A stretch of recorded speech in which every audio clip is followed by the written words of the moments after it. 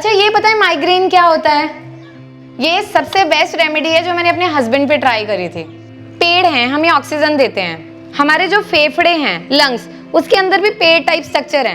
आपको क्या करना है, जैसे 100 ग्राम लगभग बादाम लेने हैं। बादाम गिरी जो आती है, उसमें 50 ग्राम काली मिर्च लेनी है और 30 ग्राम मिश्री लेनी है धागे वाली।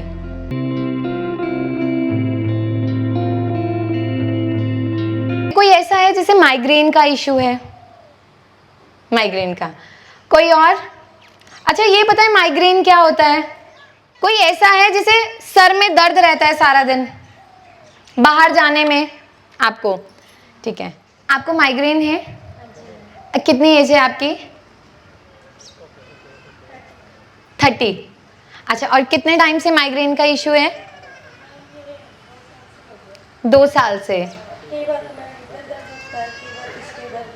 ठीक है।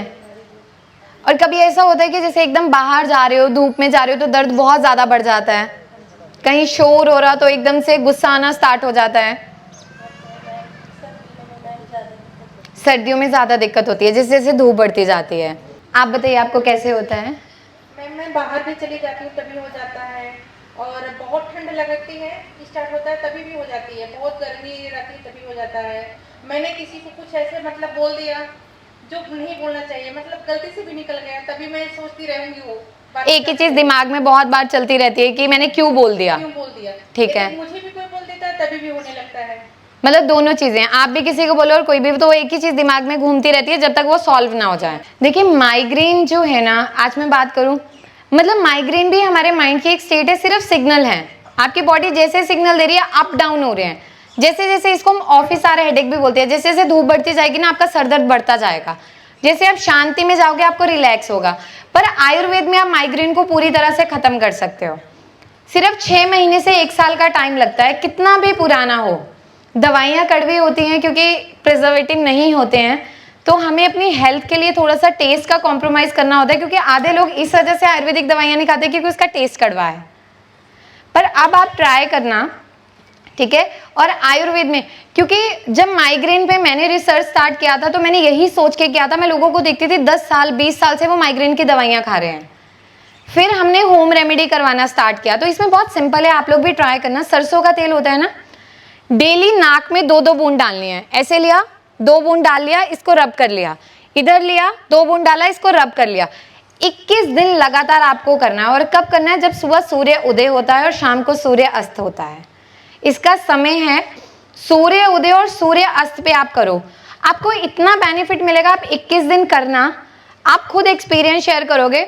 और उसके बाद जैसे अभी मैं बाद में आपको मेडिकल कैंपेन बताऊंगी, तो मैं आपको मेडिसिन पे बताऊंगी कि कैसे मेडिसिन काम करती हैं। और आराम से आप 7-8 साल से हो तो अगले 6 महीने 1 साल में आप खत्म कर दोगे। देखिए माइग्रेन में ना, हर माइग्रेन अगर आयुर्वेद की बात करूँ तो उसमें अर्धावेदक हम बोलते हैं, जिसमें हमारे दोषों के अनुसार ही उसे कैटेगराइज किया गया है, जैसे वात पित्त कफ। अब वातज प्रकृति का जो इंसान होता है, वात मीन्स हवा, दर्द भी सिवियर होगा, प्रिकिंग पेन होगा, थ्रॉबिक पेन होगा, उसको नॉजिया फील होगा पर वॉमिटिंग आएगी नहीं, एक सेंसेशन रहेगी। जो पित्तज प्रकृति के, उनको उल्टियों के एपिसोड, रेगुलरली वॉमिटिंग आएगी।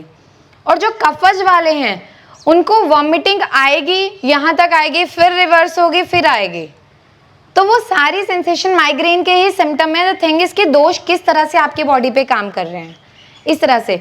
और जिनको भी माइग्रेन में जैसे वॉमिटिंग, नॉजिया, ये चीज़ फील होती है, वहाँ पे आप इलायची का पानी, कभी भी आप लाइफ में कहीं भी जा रहे हो, मानो आप लोग ट्रेवल कर रहे हो, कुछ भी, जब भी किसी को वॉमिटिंग होती है ना, या मोशन सिकनेस होती है, तो हम वहाँ पे, आप एक काम करो, जैसे एक बॉटल ले लो अपने पास, उसमें ठंडा पानी भर लो और 3-4 इलायची डाल के रख लो। उस पानी को आप सिप सिप करके पीते रहो, ठंडे पानी को। जो आपका रिफ्लक्स आता है ना यहाँ से, एक नोजिया का, वो सारा खत्म हो जाता है। कभी भी आपको मोशन सिकनेस नहीं होगी। ये सबसे बेस्ट रेमेडी है जो मैंने अपने हस्बैंड पे ट्राई करी थी, ठीक है। तो वो अब बिल्कुल ठीक है। अस्थमा की दिक्कत किसी को? किसी को नहीं है? किसी को सांस फूलता है? अस्थमा है? आपकी एज क्या है ma'am? I am 36. Okay. See, after my child, वो अटैक शुरू हो गया था। ठीक है, पैनिक अटैक्स थे?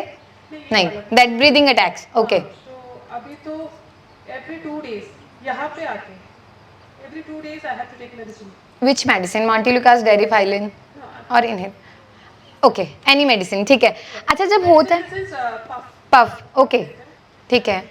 देखिए, अस्थमा, ब्रोंकाइटिस, सीओपीडी, एम्फीसीमा, ये 4 हमारी रेस्पिरेटरी ट्रैक की डिजीज हैं। जैसे कई बार सांस फूलता है, ठीक है। कई बार जैसे एक बेसिक भी बताऊं, जैसे आप लोग बहुत ज़्यादा वॉक कर रहे हो या रनिंग कर रहे हो कुछ भी, उसके बाद एकदम हम हाफना स्टार्ट कर देते हैं बहुत ज़्यादा, तो उसको भी हम कंट्रोल कर सकते हैं। क्योंकि देखिए, जो पेड़ हैं हमें ऑक्सीजन देते हैं, हमारे जो फेफड़े हैं, लंग्स, उसके अंदर भी पेड़ टाइप स्ट्रक्चर हैं। तो भगवान ने वो ऑलरेडी स्ट्रक्चर बना रखा है कि आप जितना पेड़ों के पास जितना नेचुरली ऑक्सीजन लोगे तो आपके लंग्स उतना अच्छा काम करेंगे। तो यू कैन इजीली कोरिलेट। तो यहाँ पे क्या है, आप अस्थमा, ब्रोंकाइटिस को आराम से खत्म कर सकते हो। आपको ना घर पे बनाना है मैम, अब आप ट्राई करना है। इसमें आपको क्या करना है, जैसे 100 ग्राम लगभग बादाम लेने हैं, बादाम गिरी जो आती है, उसमें 50 ग्राम काली मिर्च लेनी है और 30 ग्राम मिश्री लेनी है धागे वाली, और इन सबको ग्राइंड करके इसका मिक्सचर आप बना के रख लो और रेगुलरली 1-1 स्पून लेना स्टार्ट करो। जब आप डेली सुबह उठते हो, 7 पत्ते तुलसी के आप मुंह में रखो और उसको धीरे धीरे करके चूसते रहो, उसको चबाना नहीं है। वो 15-20 मिनट में ऐसे हो जाएंगे कि आप इजीली उसको निगल सकते हो। थर्ड, हल्दी, कच्ची हल्दी, जो जैसे अदरक वाली हल्दी होती है, आप उसको नॉर्मली घिसो, आप आराम से उसका जूस निकालो, 1 चम्मच उसका फ्रेश जूस आधा कप पानी में लेना स्टार्ट करो। आप इसको 1 मंथ ट्राई करो, आपको बहुत ज़्यादा रिलीफ मिलेगा। लंग्स जो हैं, कहीं ना कहीं ब्रोंक्यूल जो उनका कॉन्ट्रैक्शन रिलैक्सेशन है, वो धीरे धीरे करके सेटल होने लग जाएगा।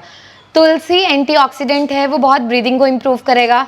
हल्दी में एंटी इन्फेक्शन की, माइक्रोबियल सारी प्रॉपर्टीज़ हैं, ठीक है, वो भी आपके लंग्स को बेनिफिट देगा। Good afternoon. Good afternoon ma'am, मेरा नाम नायकुला ग्राम प्रकाश है।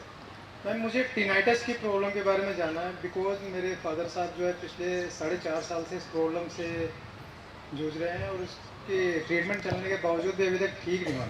कंटिन्यू मेडिसिन पे मेडिसिन ले रहे हैं और मैंने बहुत जगह दिखा लिया इसके बारे में। डॉक्टर्स कहते हैं कि ये ठीक नहीं होगा, नसेस जो है कान की वो वीक हो गए हैं। देखिए, टिनाइटस जो है ना, इन्होंने बहुत अच्छी प्रॉब्लम की बात की। अगर मैं मॉडर्न कॉन्सेप्ट की बात करूं तो वो ये कहते हैं कि ये सारी ज़िंदगी कभी ठीक ही नहीं हो सकता। टिनाइटस है क्या? आपके कान में अजीब अजीब सी आवाज़ें आना, कभी घंटियों की, कभी ऐसे लगेगा झरना चल रहा है, कभी ऐसे लगेगा कोई बाइक जा रही है, वहाँ से अलग अलग तरह की साउंड प्रोड्यूस होती है और वो हर पेशेंट की बॉडी के अकॉर्डिंग वेरी करता है। देखिए, टिनाइटस में ना, इसका मॉडर्न में तो इलाज ही नहीं है, आप जो भी ले रहे हो वो भी काम नहीं करेगा।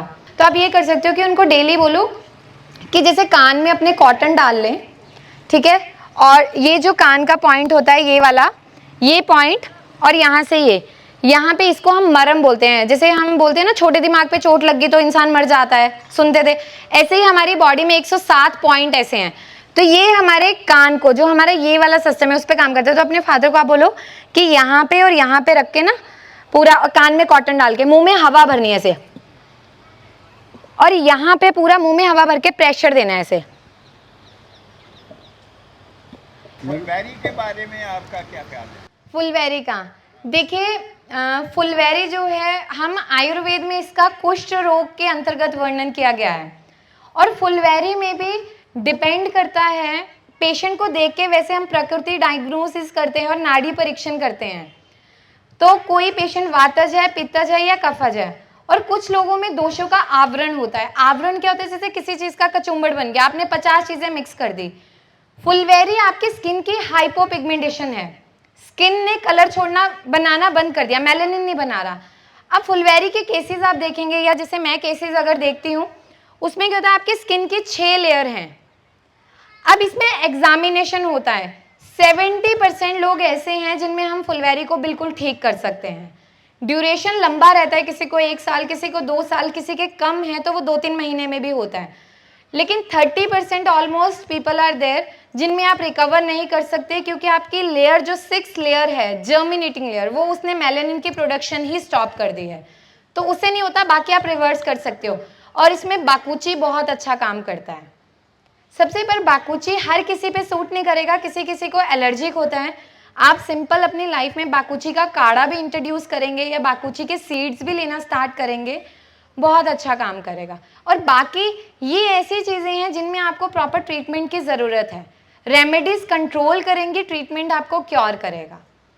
बस 70% लोगों में हम कर सकते हैं इसलिए।